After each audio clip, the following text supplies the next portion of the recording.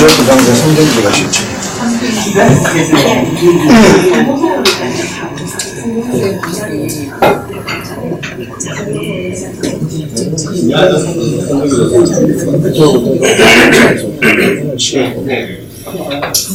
저는 기도하고 시작하겠습니다. 지금 밑에 제가 몸무 펌프하는 게 밑에 전혜자 선생님과 노동 펌프들이 물을 마시고 계셔서 올라오시겠지 올라오고 있는데 성경도 한번 올라오시겠죠? 성경도 하죠. 뭐 성부와 성자와 성령의 이름으로 주님의 천사와 마리아께 하려니 성령으로 잉태하셨나이다. 주님의 태신 마리아님 기뻐하소서. 주님께서 함께 계시니 여인 중에 복되시며 태중의 아들 예수님 또한 복되시나이다. 천주의 성모 마리아님 이제와 저희 죽을 때 저희 죄인을 위하여 비옵소서. 아멘. 주님의 종이오니 그대로 제게 이루어지소서. 주님의 태신 마리아님 기뻐하소서. 주님께서 함께 계시니 여인 중에 복되시며 태중의 아들 예수님 또한 복되시나이다. 천주의 성모 마리아님 이제와 저희 죽을 때 저희 죄인을 위하여 비옵소서. 아멘. 이 말씀이 사람이 되시어 저희 가운데 계시나이다. 주님의 태신 마리아님 기뻐하소서. 주님께서 함께 계시니 여인 중에 복되시며 태중의 아들 예수님 또한 복되시나이다. 천주의 성모 마리아님 이제와 저희 죽을 때 저희 죄인을 위하여 비옵소서. 아멘. 천주의 성모님 저희를 위하여 빌어주시오. 그리스도께서 약속하신 영원한 생명을 얻게 하소서. 기도합시다. 하느님 천사의 이름으로 성자께서 사람이 되시려 하시니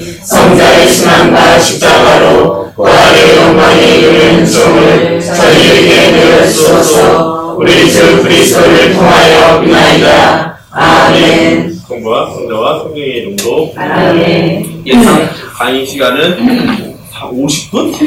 1시간? 50분에서 1시간 사이가 되지 않을까 싶고요.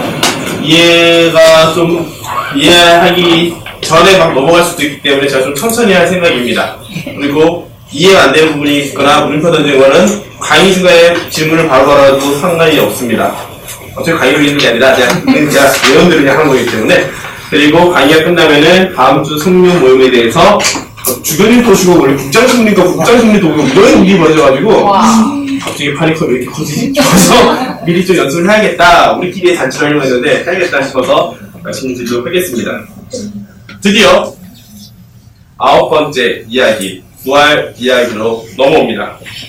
부활이라고 하면 보통 이런 그림을 표현해요. 제가 몇 번 설명을 드렸을 거예요. 누굴까요?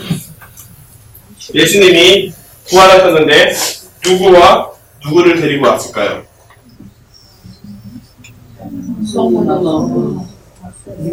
성모님이 이 밑에 있는 여기는 어디를 말하는 걸까요?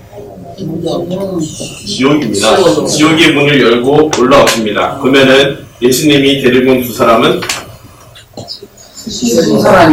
여자와 남자겠죠. 어떻게 도와줄까요? 맞아요. 여자가 사람이에요. 아담과 하와입니다. 이 그림을 보통 부활에 대한 이꼴을 일시 표현하는 이유는 좀 이따가 설명을 드리면 이해가 될 겁니다. 중요한 포인트, 예수님이 지난 시간에 예수님이 십자가로 못 박혀 죽음까지, 돌아가시는까지 했어요. 그러면 그분은 과연 어디서 무엇을 하셨을까요? 하느님이신 분이 3일 동안 세상에 없는 순간이었을까요? 아니면 어딘가에 가서 무언가를 했었을까? 이런 구름쪽에서 등장한 그림이 이런 그림입니다. 모든 인간과 마찬가지로 예수님은 죽음을 경험하십니다. 왜? 예수님은 참 하느님이시면서도 동시에 참 인간이시기 때문이에요. 그런데 죽음을 이유로 예수님이 아무것도 안 했다면 그저 하느님이 아닌 한 사람으로 머물렀거나 혹은 죽은 척한 신이 될 수밖에 없습니다. 그래서 우리는 한 가지 사실에 집중하게 돼요. 사흘날 동안 이것은 시체의 부패가 시작하는 시간이라고 합니다. 그러면은 인간으로서 정말 죽었던 죽음의 시간을 의미해요. 하지만 하느님이신 예수님께서는 인간의 죽음을 통해 지옥에 가셔서 지옥을 파괴하는 것이 아닌 죽음에 대한 승리가 단순히 파괴한다는 개념이 아니라 지옥에 있는 모든 의인들을 구원하시기 위해 내려가셨다고 전승에 내려옵니다. 그렇다면 아까 처음에 보였던 그림처럼 예수님이 승천하 다시 부활하시면서 지옥문을 열고 사람을 끌어올린 사람들은 하느님을 믿고 따랐던, 하지만 온전히 믿고 따르지 못했기 때문에 지옥에 있어야 됐던 그 사람들을 구원의 길을 올리는 겁니다. 이렇게만 얘기하면 그게 우리와 무슨 상관이 있습니까? 라고 얘기할 수 있어요. 그때 이 얘기를 할 수 있습니다. 이만 보면 대충 언제 시대인지 느껴지시죠? 우리나라에 천주교가 들어왔을 때 천주교를 서학이라고 해서 서양에 있는 철학과 서양에 있는 학문들, 근대 학문처럼 이해를 하고 학문으로서 공부를 시작했습니다. 그러다가 어느 순간부터 이것이 참으로 믿을 진리구나라는 생각이 들면서 자체적으로 신앙 교우들이 생겼다는 것은 다 알고 있을 거예요. 하지만 학문으로서의 천주교회는 정부가 굉장히 호의적이었습니다. 왜냐? 다른 나라와 이야기할 때도 그 언어를 충분히 얘기할 수 있고 그 나라에 있는 발전된 철학이나 그런 모습들이 동양에서는 봤을 때 생소한 것뿐만 아니라 실제로 도움이 되는 부분들이었기 때문에 도움이 됐기 때문에 정부는 굉장히 호의적으로 다가갔어요. 그래서 서양을 공부하는 것을 처음에는 그냥 허용을 합니다. 그런데 유괴종신과 부딪힙니다. 뭐가 붙였을까요? 재상이 조상 제사를 지내는 게 우상숭배라고 합니다. 그 이유는 한 분이신 하느님을 흠숭하여라 하느님의 모습을 만들지 말라는 게 있잖아요. 그런데 이들이 마칠 때 천주교에서는 죽으면은 그 영혼이 바로 심판대로 올라갑니다. 그런데 우리가 조상을 모실 때 이 개념은 그 영혼이 지상에 남아있어요. 예를 들어서 우리가 제사를 지냈을 때 이런 말 하죠. 제사밥을 막 하면은 그 전에 물어봐야 되는 게 있구나. 제사 지내시는 집.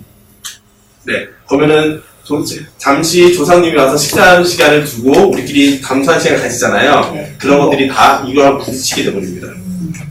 즉 교회 지금은 아름다운 미쁜 약속이라고 해서 받아들이지만 이때는 조상을 모신다는 이 아름다운 미쁜 약속이 오히려 천주교에서는 우상 숭배하는 거 아니냐, 귀신을 숭배하는 게 아니냐라는 문제로 부딪힌다. 물론 이 역사에 좀만 더 들어가면은 초창기에 선교를 왔던 예수의 모습과 그거를 부딪혔던 도미니코 프란시스코와의 갈등 때문에 생긴 문제긴 해요. 이건 언젠가 제가 드릴 말씀이 있을 것 같긴 한데 궁금하시면 해드리고.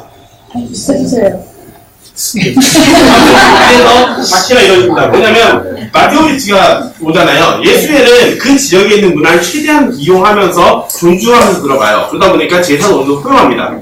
그냥 아름다운 깊은 양속이라고 표현이고. 하지만 후발대로 들어왔던 프란치스코나 도미니코에서는 예수회한테 선교의 주도권을 뺏긴 거잖아요. 그럼 그걸 다시 가져오고 싶다면 그들이 했던 선교 방식에서 문제 있는 걸 지적을 하면 됩니다. 그 지적했던 부분이 조상 제사 부분이었어요. 그 논쟁이 왜 예수회에서는 동양에서 유령을 귀신을 모시는 것을 허용하게 했냐 라는 식으로 보고를 올려버린 거예요. 그러니까 교황청에서는 그건 안 된다. 그러니까 갑자기 조상 숭배 제사가 천주교에서 안 되는 게 돼버리고 순수의 또 우리나라 신앙인들은 안 되는 거구나 해서 거부를 시작해요. 그러니까 정부에서는 조상도 모시지 못하는 덕이 없는 그런 예의 없는 사람들이라고 해서 공격하기 시작합니다.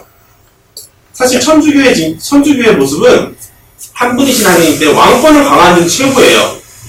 왕권이 있는 나라들에 있어서는 왕정 정치라는 나라에서는 천주교의 신앙 구조가 왕권을 강화하는 데 도움이 될 수밖에 없는 구조예요. 여러 가지 신이 아니라 한 분이신 하나님이기 때문에 마찬가지로 그 하나님과 가장 가까운 게 왕이라고 해버리면은 사람들이 그냥 다 따라올 수가 있기 때문에 굉장히 좋은 학문이었고 종교였어요. 그런데도 박해가 있었다는 것은 비하인드 스토리였던 수도회끼리 선교를 오는 것 때문에 부딪혔던 문제가 있었다는 거 기억하면 좋습니다. 아무튼 이런 박해가 왔습니다. 그런데 이게 지금 어떻게 해결이 됐죠? 교황청에서 인정을 합니다. 아름다운 미풍 양속이라고. 조상을 신으로 모시는 게 아니라 조상을 기억하는 거라고. 이런 식으로 해석을 돌려서 허용이 됩니다. 이걸 아직 못하는 게 개신교 입장, 천주교는 허용이 됐어요. 그러다 보니까 이 문제는 자연스럽게 교회 밖에는 구원이 있는가라는 문제와 연결이 됩니다. 제2차 바티칸 공의회라는 공의회가 있기 전까지는 교회 밖에는 구원이 없어요. 왜냐? 교회는 하느님을 믿는 사람들이고 구원이라는 것은 하느님과 함께하는 거죠. 근데 하느님을 믿지 않는 사람들은 구원받을 수 있나요? 없죠. 그래서 교회 밖에 구원은 없다였어요. 하지만 그렇게 됐을 때 예수님이 태어나기 전에 있었던 모든 사람들은 다 죽여 있습니다. 그건 아무도 못 봤습니다.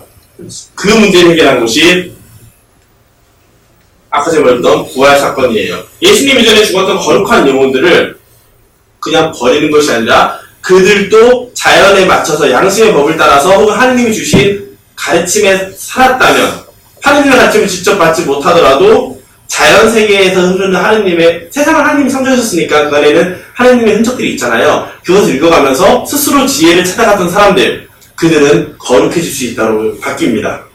단순히 하느님을 믿는 사람들이 교회다라는 것에서 하느님이 부르는 모든 사람들이 교회로 열어져 버린 거예요.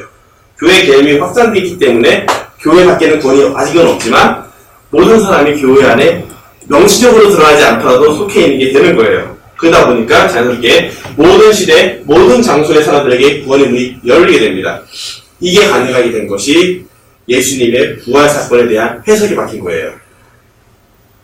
따라서 하느님의 뜻에 따라 살아간 모든 이들은 구원이 가능합니다. 이거를 모르는 사람들은 부활 신앙을 제대로 모르는 것이고 실제로 조상에 대한 제사나 그런 부분과 맞지 않는 것이며 동시에 오늘날로 생각하면은 다른 종교를 믿는 사람들에서 단순히 박해를 하는 사람도 있잖아요. 그 사람들의 행동 역시 잘못됐다는 것을 알려주게 됩니다.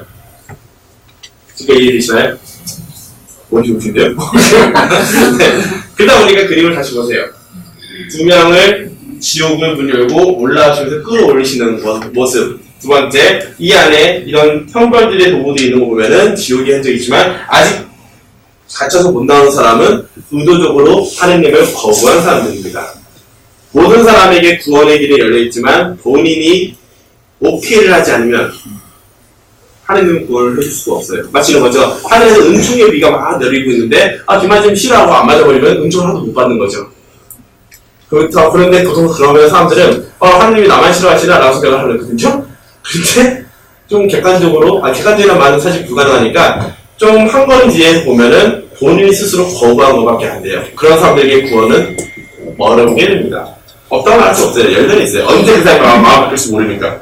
그래서 우리가 아마 선생님들이 뉴스장이건 경찰서이건 선생님들이 거부하는 사람들한테도 계속 가서 같이 얘기하고 행복을 전해주는 모습도 이런 삶을 우리가 본받아서 살기 때문이 아닐까 잠시 생각해 볼 수가 있겠죠. 그런 사람들이 또 뭐랍니다. 사람이 죽었다 살아나는 것은 소생이라 불러요. 다시 죽기 때문에. 하지만 예수님 사건은 부활이라고 부릅니다. 그런데 죽은 사람이 어떻게 살아날 수 있느냐?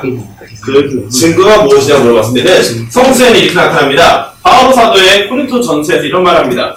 나도 전해받았고 여러분에게 먼저 전해준 복음, 즉 들어서 한다는 얘기예요. 두 번째, 무엇을 들었냐? 이거는 우리 제쯤에 살아났고 보는데 켈파에 나타났다. 12사도에 나타났다. 그 뒤에는 또 500명이 나타났다. 이렇게 계속 나와요. 즉 예수님이 죽는 걸 모든 사람이 다 봤습니다. 동시에 그분이 부활한 것도 많은 사람들이 봤어요. 그래서 믿을 수 있다는 증거가 하나가 나오는 거예요. 그렇게 말하면은 천주교를 믿는 예수님을 그리스도를 믿는 사람들끼리 짜고치는 고스톱이 아닙니까? 라고 할 수 있습니다. 그래서 나타난 것이 이런 증거들입니다. 첫 번째, 빈 무덤이에요. 자, 사람이 죽었어요. 그 시체를 가져갔으면 여기는 아마포나 그런 것이 정돈되어 있을까요? 아니면 막 지저분한 상태로 갔을까요? 정돈이 안 된 상태겠죠? 그냥 두고 일단 급하게 빼가려고 했겠죠? 경비병이 지키고 있음에도 불구하고 동굴의 입구가 열린 것, 잘 데켜진 아마포, 이걸 통해서 본인 스스로 부활했기 때문에 가능하다라는 얘기를 할 수 있습니다. 하지만 무덤이 비어있다고 무조건 부활의 명시적인 증거라고 할 수는 없습니다. 왜냐? 머리 좀 잘 써가지고 시체만 빼돌리고 잘 정리하면 됐기 때문이죠. 죄송합니다. 또 역시 114 대출 사기 금지고요. 그래서 저는 오히려 이 빈무덤에 대한 묵상은 분명히 되게 중요해요. 우리 그리스도교 신앙인들, 부활을 믿는 이들에게는 굉장히 중요하지만 믿지 않는 이들에게는 이것마저도 짜고 치는 고스톱이라고 말할 수가 있습니다. 하지만 우리 일단 믿는 사람들에게는 저는 부활 통해서 이 동굴 안에, 무덤 안에 있는 것은 아무것도 없지만 그 안에 가득한 것은 부활의 향기다라고 저는 생각을 합니다. 그래서 빈 무덤 안에서 하느님을 온전히 느낄 수 있는 것, 이것은 예수님이 승천하신 이후에 그 승천 사건이 우리에게 어떤 의미를 가지고 있는지도 설명해 줄 수가 있게 돼요. 자, 이게 부활의 증거는 아니지만 핵심적인 증거라고 말하는 이유는 실제로 부활의 증거는 그들을 만났던 제자들입니다.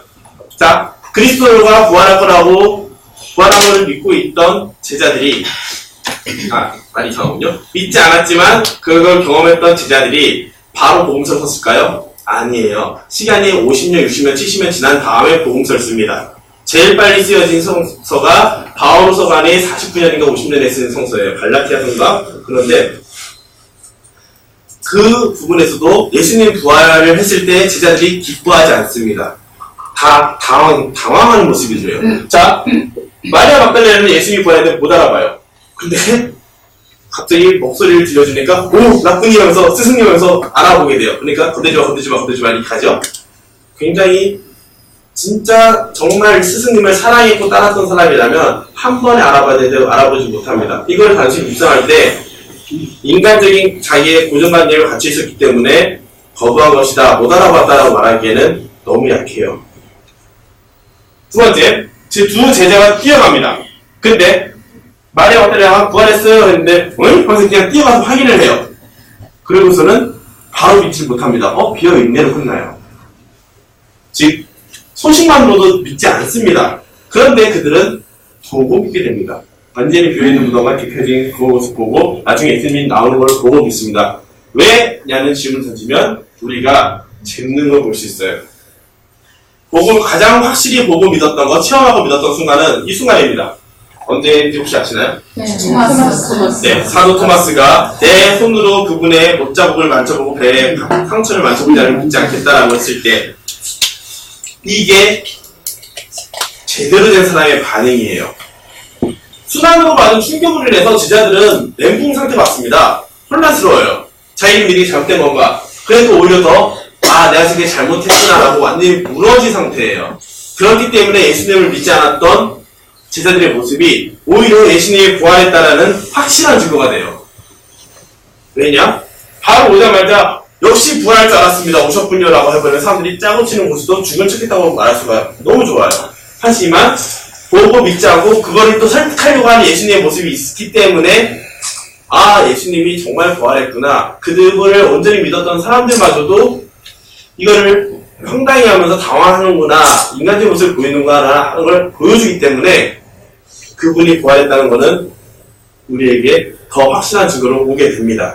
때문에 이 토마스가 했던 성서가 바뀐 다음에 나에서 저로 바뀌었지만 나의 주님, 나의 하느님이라는 고백은 내가 믿던, 따르던 그분이 진정한 하느님이셨구나라고 깨달는 우리가 할 수 있는 최고의 고백이 됩니다. 단순히 스승님은 그리스도이십니다 라고 고백하는 것은 당신은 하느님께 선별된 사람입니다 라는 수준의 고백이에요. 왜냐 그리스도는 기름 부은 사람이잖아요. 저 같으신 분들도 다 기름 부음 받죠. 여러분들도 세례나 견진받을 때 다 기름 부음 받았죠. 여러분들도 다 그리스도입니다 라고 할 수가 있는 거예요. 기름 부은 사람이기 때문에 스승님은 그리스도이십니다 라고 하면 이 정도에서 멈추고 스승님은 하느님의 아들이십니다 라고 해도 그분을 신으로 인정하는 게 아니라 하느님의 완전히 사랑을 받는 다윗 같은 그런 존재라고 고백하는 거예요. 하지만 나의 주님, 나의 하느님이라는 고백은 내가 역사적으로, 내가 실제로 처음 했던 바로 그분이 하느님이시구나. 그래서 단순히 스승으로 롤모델로 따르는 게 아니라 가르치고 배우는 게 아니라 그분을 온전히 내가 받아들이고 살아야 되는구나 라는 것을 알려주는 고백이 됩니다. 때문에 그리스도의 부활은 이런 식으로 멋지게도 표현도 해요. 이 십자가 아니면 앞섰구나. 그리스도의 부활의 의미는 이런 의미들이 있습니다. 약속의 실현. 구약에서부터 나왔던 모든 예언의 성취가 예수 그리스도를 통해서 이루어졌다는 것, 예수님이 하신 모든 말씀이 부활 사건에서 다 이루어집니다. 약속이 다시 이루어진다는 얘기는 그분이 하셨던 말씀을 우리가 따라 산다면 우리 역시 그 약속의 대상이 될 수 있다는 희망을 가지게 돼요. 때문에 구원과 새 생명의 길을 예수님의 부활로서 우리에게 주어지고 우리가 의화된다는 것, 의롭게 변한다는 뜻이고 동방족에서 말하는 건 성화된다는 것, 성스럽게 변한다는 것, 우리가 하느님과 온전히 함께할 수 있는 사람이 될 수 있다는 희망의 문이 활짝 열리게 됩니다.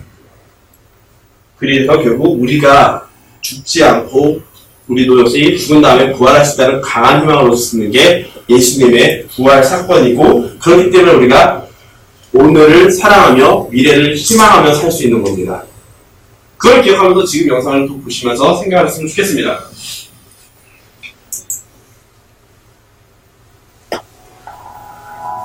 처음에는 좀 이런저런 얘기 나오는데요. Jesus rose from the dead. 이 하시다가 The final enemy. 이 말이 끝난 다음에 보여드리는 됩니다. He rose again. Life will never be the same as we know it. The gospel is the good news. It's the good news about God sending His Son Jesus, who came to triumph in this life. 너무 많이 볼 수 있어요. Who came to live a sinless life, a perfect life, a selfless life. That He would give His life as a sacrifice on the cross. But He did not just die. He rose again on the third day. Resurrection is what makes the news good.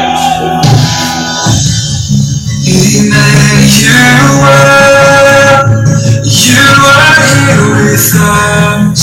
You are here with us. Unfailing love. You have overcome.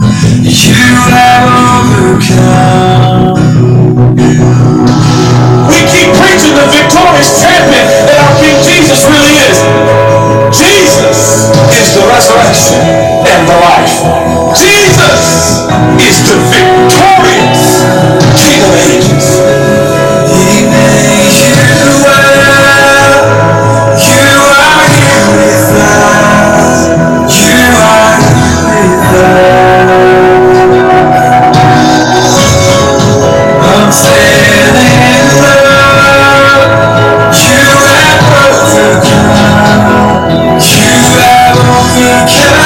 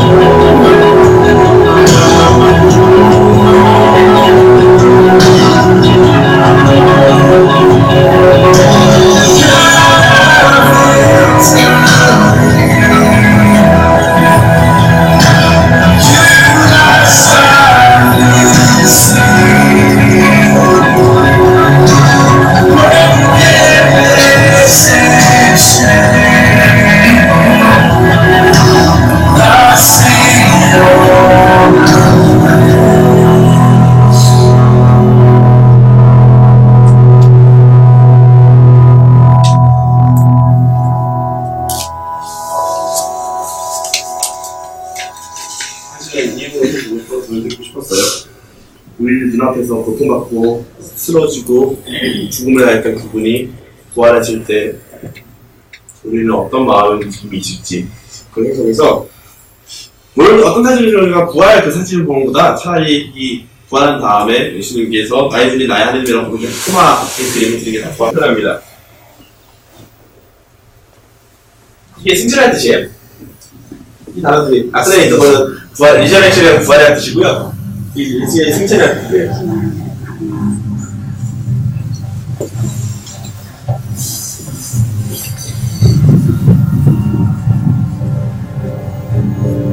약간 좀 판타지로 했기 때문에 뭐야? 할 수 있습니다. And it's all 자막은 필요 없겠죠? 그냥 승천한 것만 보면 됩니다. and to the ends of the earth. Go into the world and preach the gospel to all creation.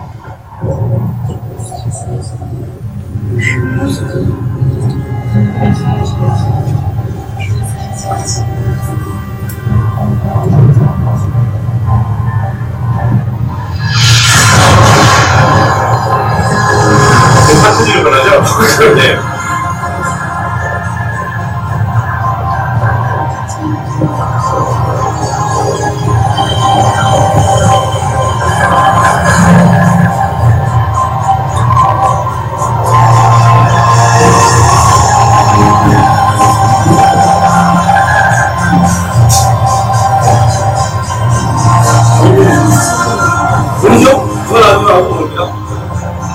성상 아닐까요? 불타 누구 있을까요? 이런 식으로 승천하지 않았겠냐? 이렇게 되는 것이 나왔습니다. 근데 이거는 본 사람이 지나치밖에 없고 그건 전해지지 않는 걸 알 수 없어요. 그냥 하늘로 올라갔다 끝이에요. 어디까지 올라갈지도 몰라요. 우주로 갔는지 불우사를 사라졌는지 아무도 몰라요. 신앙의 눈으로만 봐서 갑자기 옆에 뿅 사라졌는데 올라갔다고 생각한 건지. 그런데 승천 사건에서 사람들이 물음표를 던진 게 있습니다. 예수님이 부활하셨어요. 굉장히 기쁘죠. 모든 사람이 춤추고 할 수 있습니다. 근데 승천했으면 와 예수님이 드디어 승천하시구나 우와 할 수 있어요. 문제는 왜 다시 올라가셨을까요? 승천 안 하고 지상에 있으면 부활하셨으니까 가장 확실한 증표가 되잖아요. 그 모든 사람들에게 더 확실한 걸 줄 수 있어요. 사람들이 다 올 수밖에 없고요. 그 기적의 힘, 자연을 다스리는 거, 죽음마저도 다스렸는데 사람들이 안 오면 이상한 거예요. 근데 왜 올라왔을까요? 성령을 보내는 것보다요. 본인이 같이 있어버리는 게 사람들이 더 확실해요. 공간적으로 계시잖아요. 현재 있으면 공간적으로 계시고 지역적으로 보기만. 그렇죠. 그런 문제가 있습니다. 왜 올라왔냐는 질문을 했을 때 이 복도를 볼 수가 있어요. 뭐냐? 예수님은 승천하시고 강생하십니다. 강생 사건 혹시 기억나시나요? 성탄에 제가 성탄 때 얘기했던 거 다 기억나시죠? 죽음을 전제하고 있던 인간에 대한 가장 큰 사랑을 어떻게 표현했는지. 그런데 그분이 승천하신 거는 우리를 버린 게 아니라 더 큰 계획을 가지신 겁니다. 뭐냐? 첫째, 예수님이 여기 있구나. 성부 오른편으로 다시 예수님이 원래 자리로 올라가셨다는 뜻은 하느님의 우리에 대한 큰 사랑을 모든 시간 모든 장소에 온전히 줄 수 있다는 얘기입니다. 즉 메시아 나라의 하느님 나라의 시작이라는 뜻이에요. 동시에 인간에 있어서는 예수님이 없는 삶을 어쩌면 보이지 않기 때문에 우리의 믿음을 힘들게 할 수 있습니다.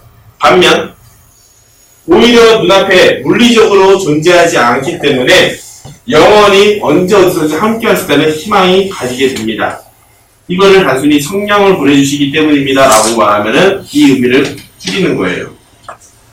오히려 그분이 승천하셨기 때문에 메시아 하느님 나라가 온전히 시작할 수 있다는 희망이 생긴 겁니다. 따라서 주님의 승천 사건은 동시에 영광스럽게 오실 거라는 그리스도의 재림이라고 하죠. 재림 사건에 대해서 알려줍니다.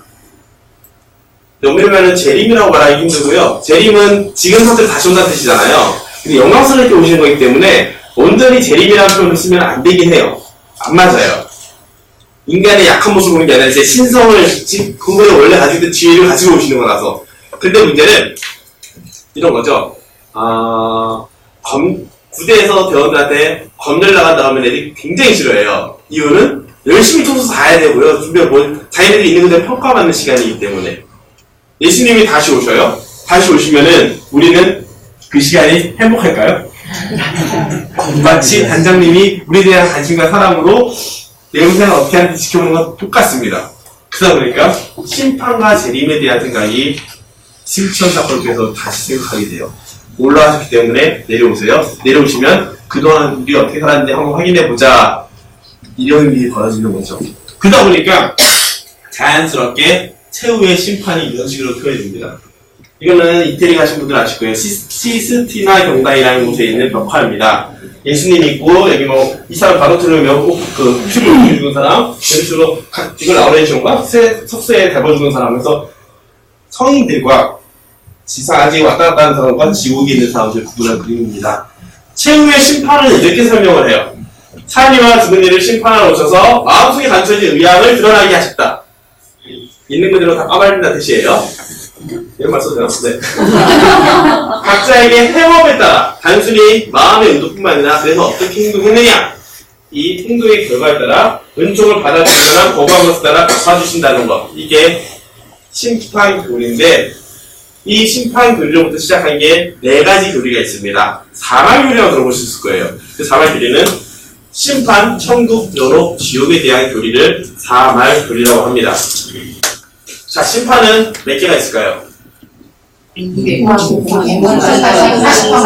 공심판 40판을 설명을 해주시겠습니까? 40판 자기가 죽었을 때 바로 네. 개인적으로 받는 심판, 공심판은 예수님, 저희 다 모셔서 전체적으로 죽으면은 사람에게 시간이 적용될까요? 안 될 것 같아요. 그러면 사심판이 꼭 공심판 아니에요? 보통 사람들 여기서 물어줘요. 여기서 설명드리겠습니다. 아, 이거 부분으로 중다 왔어요. 자, 개인과 일 전체가 있어요. 개인은 이렇게 일 전체쯤 끝나겠죠? 개인이 죽자마자 이루어진 건 사심판입니다. 모든 인류가 한 번에 심판받는 건 공심판이에요. 그런데 문제는 죽은 사람은 이게 이거예요. 하지만 이 사람이 죽은 다음에 살아있는 사람들에게는 시간이 적용이 돼요. 그러다 보니까 시간의 텀이 생깁니다. 죽은 영혼들은 똑같지만 살아있는 사람들에게는 시간의 텀이 생기는 거예요. 그래야 좋은 점이 정화의 시간이 됩니다. 이게 전대사랑 연결되는 게 죽은 사람들은 육체가 없죠. 육체가 없으면 시간과 장소의 의미가 없죠. 본인이 본인을 위해서 기도할 수 있나요? 없죠. 그럼 그 사람들이 잘못한 거는 끝인가요? 그래서 살아있는 이들이 기도해 주는 겁니다. 이게 전대사의 기도 들어가는 거예요. 대사와 전대사들이 운영 기도가 다 이런 식으로 들어가요. 다들 깨달음이 와고 그렇게 있는데 그러다 보니까 공심판에서는 무조건 천국이나 지옥이나 두 개밖에 안 갈립니다. 하지만 인류가 살아있는 사람들이 죽은 사람들에 대해서 기도해 줬을 때 이 사람들은 정화를 받을 수 있고 이들이 천국으로 갈 수 있는 확률이 더 높아지는 거예요. 왜냐? 우리는 나만 잘한다고 나만 구원받는 게 아니라 내가 잘하기 때문에 내 주변 사람들이랑도 그게 떡고물이 떨어진다는 표현은 좀 이상하지만 혜택이 가요. 만약 제가 맨날 웃고 다니고 행복해하면은 제 주변에 있는 사람들은 행복한 확률이 15%가 올라간다는 연구결과도 있대요. 마찬가지로 우리가 죽은 이들을 위해 기도한다는 거. 하지만 기도가 필요 없는 사람들 뒤에 있죠. 바로 죽자마자 하느님 나라로 간 사람들. 의인들과 성인들이겠죠. 때문에 사마의 교리를 통해서 우리는 제일 어려운 천국과 지옥과 심판 뭐 하나 더 빠졌죠. 여러분 어디 있을까요? 이게 영혼 개념입니다. 장소 개념이 아니라 이런 관계 개념이에요. 그래서 좀 더 쉽게 설명드리기 위해서 이런 그림을 준비해봤습니다. 예수님이 영광스럽게 계세요. 그러면 사람들은 이 정도 거리에 있습니다. 붙어있는 사람, 어중간하게 있는 사람, 멀리 있는 사람. 천국과 지옥과 이런 건 이 개념입니다. 천국은 하느님과 온전히 함께하는 것. 지옥은 내가 거절하거나 내가 거절한 거죠. 내가 거절해서 멀어진 것. 그리고 여러분 아까 전에 정화한 시간에 했잖아요. 어설프게 죄를 지었는데 그렇다고 완전 죄만 짓고 산 건 아니고 또 잘한 것도 있고 해가지고 어중간하게 있는 사람들, 하여튼 우리 대부분의 사람들이겠죠? 그 사람들을 기도하면서 정화한 시간 하는 시간이 바로 이 거리감입니다. 때문에 신앙이라는 것은 지금부터도 하느님과의 관계로 보시면 돼요. 내가 아무리 죄를 져도 하느님은 내가 돌아오길 기다리십니다. 그게 회개하라는 징표도 돼요. 이거는 우리 선생님들이 이야기하기 좋은 것은 맨날 선생님들이 대원들이나 그 관부들한테 막 가서 계속 하느님에 대해서 알려주려고 하고 같이 얘기 좀 하려고 하는데 거부를 막 당해요. 근데 어느 순간 갑자기 마음이 좀 묵직한 데서 선생님한테 찾아왔을 때 그 기쁨은 엄청날 거예요. 마찬가지입니다. 하느님은 우리가 죄를 지어서 벌을 용서해 주는 건 아니에요. 죄를 지었다는 것, 하느님과 거리가 멀어졌다는 것은 내가 돌아왔을 때 받아주세요. 하지만 그걸 해서 생긴 상처들은 우리가 고해성사나 뭐 행동을 통해서 치유를 받는 것이 필요하겠죠. 연인이 사귀는 것과 똑같은 과정입니다. 하느님과 사랑의 관계로 보신다면 이 사마귀리는 훨씬 더 편하게 이해가 될 거예요. 이 정도 얘기하면 설명할 수 있으시겠죠? 또 이해가 안 되시는 분이신데? 이해 안 되시면 끝나고 저한테 물어보시면 됩니다. 그래서 이 예수님의 승천 사건은 이제 우리가 앞으로 그분이 어떤 분인지 알았고 어떻게 살아야 되는지 우리가 알려줬고 희망을 줬기 때문에 지금 내가 어떤 사람으로 어떻게 살아가느냐를 판단하게 해주는 시험대를 우리를 올리는 겁니다. 그런데 그 시험대에 저희들이 혼자끼리 하면은 온갖 유혹에 휘말려서 망하겠죠? 그때 도와주는 것이 바로 성령입니다. 사랑의 협조자이면서 하느님의 사랑을 계속 이어주게 해주는 것. 이런 거죠. 만약 아들이 군대를 갔어요. 그러면 그 아들을 기억하기 위한 도구. 물론 아들이 전화해도 좋지만 전화가 안 되는 상황에서는 아들 사진을 보면서 힘을 낼 거예요. 아들들은 부모님이 아니라 여자친구 사진을 보면서 힘을 내겠죠. 그리고 성령은 우리와 함께하면서 힘을 계속 하느님을 기억하게 해주고 이게 하느님의 길인지 아닌지를 알려주는 역할을 하게 됩니다. 때문에 이런 성령의 모습은 굉장히 어려워요. 승경부터 해서 교회가 어떻게 살았고 이런 거 다루면은 본격적인 교리들이 시작되고, 본격적인 사회교리들이 시작되고, 본격적인 신앙의 삶이 들어가기 때문에 그 다음 시간이 짱 어려워요. 길어요. 다행인 건 4주 정도 이야기 때문에 다 까먹을 수 있는 거. 이거를 기억하면서 예수님의 승천 사건이 얼마나 우리에게 성탄 사건이 사랑의 사건이라면 승천 사건 역시 우리에게 큰 사랑을 주려고 했던, 결코 혼자 버려두는 것이 아니라 함께 할 수들을 계속 초대하고 계시는 사건이라는 걸 기억하면서 이 영상을 보시면, 이거 노래예요. 화면 배경화면이 안 변하니까 노래를 들으시면 굉장히 정말 될 겁니다. The love of God 비무도를 통해서 is greater 어떻게 far 살아야 되는지를 알려주는 than some 영상에서 can never tell.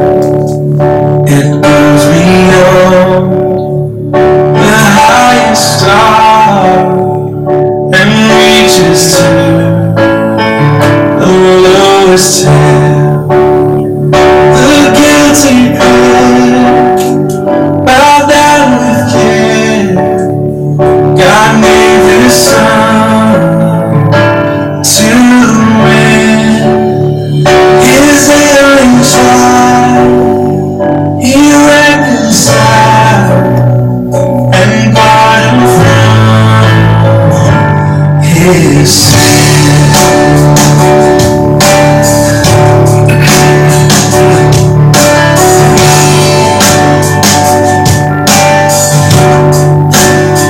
Could we within the ocean fill, and were the skies of parchment made, were every star on earth a quill, and every man a scribe by trade, to write the love of God above would drain the